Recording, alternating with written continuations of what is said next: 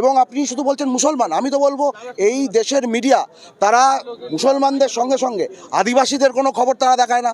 আদিবাসীদের উপর যে অত্যাচার হচ্ছে, আদিবাসীদের জল জমি জঙ্গল যেভাবে কেড়ে নেওয়া হচ্ছে, মিডিয়া সেই ব্যাপারে নিশ্চুপ। দলিতদের উপর যে আক্রমণ হচ্ছে, দলিতদেরকে যেভাবে হত্যা করা হচ্ছে, সেই ব্যাপারে মিডিয়া নিশ্চুপ। এসসি এসটি ওবিসি এই সম্প্রদায়ের মানুষদের তাদের উপরে যে অত্যাচার প্রতিনিয়ত করছে, সেই ব্যাপারে মিডিয়া নিশ্চুপ। ফলে মিডিয়া খুব নির্দিষ্টভাবে দেশের যে সাম্প্রদায়িক সরকার চলছে, দলিত বিরোধী সরকার চলছে, আদিবাসী বিরোধী সরকার চলছে, তাদের প্রতিবিম্ব হিসেবে কাজ করছে। আমরা ভারতবর্ষের স্বাধীনতা আন্দোলনে যাদের কোনো রকম ভূমিকা ছিল না, যারা চেয়েছিল ভারতবর্ষ ব্রিটিশদের অধীনে থাকুক, সেই আরএসএসের গর্বে জন্ম যে বিজেপি, সেই বিজেপির নেতা সুকান্ত মজুমদার, তার কথাকে আমরা একজন গণতান্ত্রিক মানুষ হিসেবে, একজন সংবিধানকে মেনে চলা মানুষ হিসেবে, একজন ধর্মনিরপেক্ষ মানুষ হিসেবে আমরা কি করে তাকে মান্যতা দেব? তাদের জন্ম হয়েছে আরএসএসের গর্বে। সেই আরএসএস যারা আমাদের দেশের যে বাপু বলি আমরা যাকে, সেই মহাত্মা গান্ধীকে হত্যায় অভিযুক্ত যেই আরএসএস, তাদের যে গর্বে জন্ম যে বিজেপির, সেই বিজেপির নেতা সুকান্ত মজুমদার, তার কথাকে কোনো রকম গুরুত্ব আমার কেন দেশের কোনো একজন নাগরিকের দেওয়া উচিত নয় বলে আমি ব্যক্তিগতভাবে মনে করি। গণতন্ত্রের চতুর্থ স্তম্ভ বলে যাকে বলা হয় সেই মিডিয়া আজকে দেশের সরকার দ্বারা পরিচালিত হচ্ছে। দেশের সরকারের বন্ধু যে কর্পোরেট আছে, সেই কর্পোরেটের পয়সায় মিডিয়া চলছে। ফলে আমরা যদি আশা করি যে মিডিয়া এখন খুব স্বাভাবিকভাবে স্বাধীনভাবে কাজ করবে, এটা একটা আমরা মূর্খের স্বর্গে বাস করব। তাহলে মিডিয়া কর্পোরেট দ্বারা পরিচালিত, আর এই কর্পোরেট হচ্ছে কেন্দ্রের যে সাম্প্রদায়িক সরকার, সংখ্যালঘু বিরোধী সরকার, দলিত বিরোধী সরকার, আদিবাসী বিরোধী সরকার, তাদের হচ্ছে প্রতিভূষণ। আমরা আইএসএফ একটা দায়িত্বপূর্ণ রাজনৈতিক দল এবং দেশের আইন সংবিধান আমরা মেনে চলতেই পছন্দ করি। আমাদের বিরুদ্ধে এই অপপ্রচার হয় যে আমরা নাকি আইন হাতে নিই এবং আইন শৃঙ্খলা ভঙ্গ করি। ইনফ্যাক্ট এই 21 তারিখে আমাদের এই আজকে সমাবেশ নিয়ে যে মামলা হয়েছে, তাতে রাজ্য সরকারের তরফ থেকে এই কথাই বলা হয়েছিল যে আমরা আইন ভঙ্গকারী একটা দল, তাই নাকি আমাদেরকে অনুমতি দেওয়া উচিত নয়। তো আজকে প্রমাণ হয়ে গেল যে কারা আইন মেনে কাজ করে আর কারা আইন ভাঙে। আমরা দেখেছি অতীতে যখন আজকে রাজ্যের শাসক দল তারা যখন বিরোধী ছিল, সেই সময় মিছিলের নামে, মিটিংয়ের নামে, বন্ধের নামে তারা কী ধরনের বিশৃঙ্খলা করেছে, কী ধরনের সরকারি সম্পত্তি তারা নষ্ট করেছে। আজকে আমরা দেখিয়ে দিলাম, আইএসএফ নজির গড়ল যে ভারতবর্ষের ইতিহাসে আমরা প্রথম রাজনৈতিক দল যারা আমাদের দলের সর্বোচ্চ নেতৃত্বকে আজকে হাইকোর্ট বলেছেন যে এখানে আসা যাবে না, আমরা তা অক্ষরে অক্ষরে পালন করে হাইকোর্টের নির্দেশ মেনে আমরা সমাবেশ সফল করে দেখালাম। তাহলে আশা করা যায় এরপর থেকে অন্ততপক্ষে এই রাজ্যের শাসক দল আইএসএফ সম্বন্ধে বাজে অপপ্রচারগুলো করার আগে দুবার ভাববে।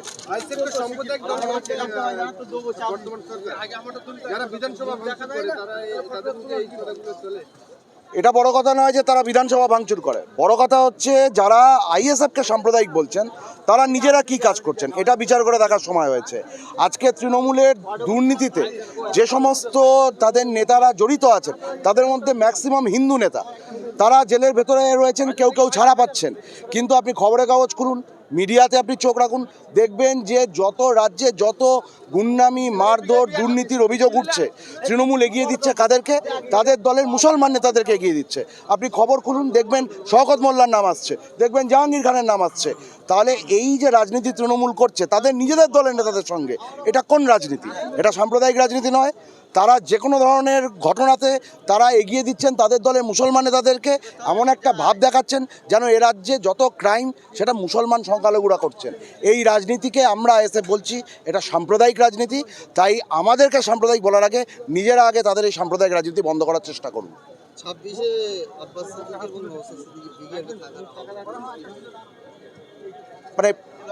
অভাবনীয় বিষয়, এবং আমরা ওই আগামী 26 তারিখের চ্যালেঞ্জ এই বছর থেকে আমরা নিয়ে নিলাম, এবং আগামী বছর আমরা রেকর্ড করে দেখিয়ে দেব যে এই বাংলাতে আগামী দিনে আইএসএফ আসবে এবং পিছিয়ে পড়া মেহনতি মানুষের দল হিসেবে তাদের প্রতিনিধিদেরকে নিয়ে আমরা এই রাজ্যে বিধানসভাতে নিয়ে যাব।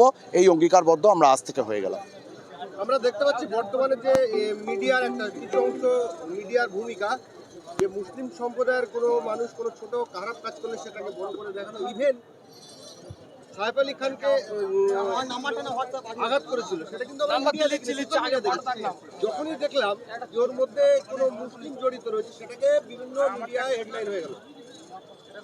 ইভেন মুসলিমরা কোনো খারাপ কাজ করলে সেটাকে জঙ্গি বলা হচ্ছে। হিন্দু সম্প্রদায় সহ ইভেন অন্য অন্য সম্প্রদায় যারা কোনো খারাপ কাজ করলে সেটাকে মিডিয়াতে দেখানো হচ্ছে না। আজকে সভা দেখলেন, কোনো বড় ইলেকট্রনিক মিডিয়াকে হিন্দু বাদে মুসলিমদের কাজ ভালো কাজগুলোকে ছোটগুলোকে দেখানো হচ্ছে। এটাকে আপনি একজন হিন্দু মানুষ হয়ে হিন্দু নেতা হয়ে কি বলবেন? প্রথম কথা হচ্ছে, আইএসএফে আমরা কোনো হিন্দু নেতা বা মুসলমান নেতা নই। আমরা আইএসএফের নেতা, আমরা পিছিয়ে পড়া এই রাজ্যের শুধু নয়, এই দেশের সংখ্যাগুরু মানুষদের নেতা আমরা। এবং সেই জায়গা থেকে আমরা এটা বলতে পারি যে বর্তমানে গণতন্ত্রের চতুর্থ স্তম্ভ বলে যাকে বলা হয় সেই মিডিয়া আজকে দেশের সরকার দ্বারা পরিচালিত হচ্ছে। দেশের সরকারের বন্ধু যে কর্পোরেট আছে, সেই কর্পোরেটের পয়সায় মিডিয়া চলছে। ফলে আমরা যদি আশা করি যে মিডিয়া এখন খুব স্বাভাবিকভাবে স্বাধীনভাবে কাজ করবে, এটা একটা আমরা মূর্খের স্বর্গে বাস করব। তাহলে মিডিয়া কর্পোরেট দ্বারা পরিচালিত, আর এই কর্পোরেট হচ্ছে কেন্দ্রের যে সাম্প্রদায়িক সরকার, সংখ্যালঘু বিরোধী সরকার, দলিত বিরোধী সরকার, আদিবাসী বিরোধী সরকার, তাদের হচ্ছে প্রতিভূ। এবং আপনি শুধু বলছেন মুসলমান, আমি তো বলবো এই দেশের মিডিয়া তারা মুসলমানদের সঙ্গে সঙ্গে আদিবাসীদের কোনো খবর তারা দেখায় না। আদিবাসীদের উপর যে অত্যাচার হচ্ছে, আদিবাসীদের জল জমি জঙ্গল যেভাবে কেড়ে নেওয়া হচ্ছে, মিডিয়া সেই ব্যাপারে নিশ্চুপ। দলিতদের উপর যে আক্রমণ হচ্ছে, দলিতদেরকে যেভাবে হত্যা করা হচ্ছে, সেই ব্যাপারে মিডিয়া নিশ্চুপ। SC ST OBC এই সম্প্রদায়ের মানুষদের, তাদের উপরে যে অত্যাচার প্রতিনিয়ত করছে, সেই ব্যাপারে মিডিয়া নিশ্চুপ। ফলে মিডিয়া খুব নির্দিষ্টভাবে দেশের যে সাম্প্রদায়িক সরকার চলছে, দলিত বিরোধী সরকার চলছে, আদিবাসী বিরোধী সরকার চলছে, তাদের প্রতিভূ হিসেবে কাজ করছে। আমরা আশা করব যাতে আগামী দিনে মিডিয়া তার স্বাধীন সত্তা বজায় রেখে কাজ করতে পারে, এই আশা আমরা রাখবো। আপনি একজন হিন্দু মানুষ, সুকান্ত মজুমদারের যে বক্তব্য, সেই সুকান্ত মজুমদারের বক্তব্যকে আপনি সমর্থন করেন যে হিন্দু হন, ভালো হিন্দু হন, বাড়ি বাড়ি তরোয়াল রাখুন? আমি আপনাকে প্রশ্ন করছি, ভারতবর্ষের স্বাধীনতা আন্দোলনে যাদের কোনো রকম ভূমিকা ছিল না, যারা চেয়েছিল ভারতবর্ষ ব্রিটিশদের অধীনে থাকুক, সেই RSSের গর্বে জন্ম যে বিজেপি, সেই বিজেপির নেতা সুকান্ত মজুমদার, তার কথাকে আমরা একজন গণতান্ত্রিক মানুষ হিসেবে, একজন সংবিধানকে মেনে চলা মানুষ হিসেবে, একজন ধর্মনিরপেক্ষ মানুষ হিসেবে আমরা কি করে তাকে মান্যতা দেব? তাদের জন্ম হয়েছে RSSের গর্বে। সেই RSS যারা আমাদের দেশের যে বাপু বলি আমরা যাকে, সেই মহাত্মা গান্ধীকে হত্যায় অভিযুক্ত যেই RSS, তাদের যে গর্বে জন্ম যে বিজেপির, সেই বিজেপির নেতা সুকান্ত মজুমদার, তার কথাকে কোনো রকম গুরুত্ব আমার কেন, দেশের কোনো একজন নাগরিকের দেওয়া উচিত নয় বলে আমি ব্যক্তিগতভাবে মনে করি। গতকাল থেকে দেখছিলাম যে এখানে ফ্ল্যাগ বাধা থেকে এবং আজকের মাইক দুটোকে বাধা দিচ্ছে পুলিশের প্রতি আমার করুণা রয়েছে, সমবেদনা রয়েছে। তারা নিজেরাও জানেন যে তাদেরও চাকরির অবস্থা খুব খারাপ। তাদেরকে যেরকমভাবে তৃণমূলের নেতাদেরকে ঘাড় ধাক্কা তাদের খেতে হয়, ফলে তাদের চাকরি নিয়েও সর্বক্ষণ তাদেরকে আশঙ্কার মধ্যে থাকতে হয়। ফলে সেই জায়গায় দাঁড়িয়ে রাজ্য সরকার তাদেরকে যে নির্দেশ দিয়েছে, তারা সেই নির্দেশ পালন করেছেন মাত্র। আমি আলাদা করে কিছু বলতে চাই না, শুধু এটুকু বলতে চাই যে সময়ের চাকা কিন্তু ঘোরে, আর সময়ের চাকা যখন ঘোরে তখন কিন্তু খুব খারাপভাবে ঘোরে। তাই আমি পুলিশ বন্ধুদেরকে বলবো, আপনারা কিন্তু সবার উপরে, যে কোনো মন্ত্রী শান্ত্রী, তাদের উপরে আপনারা আইনের রক্ষক।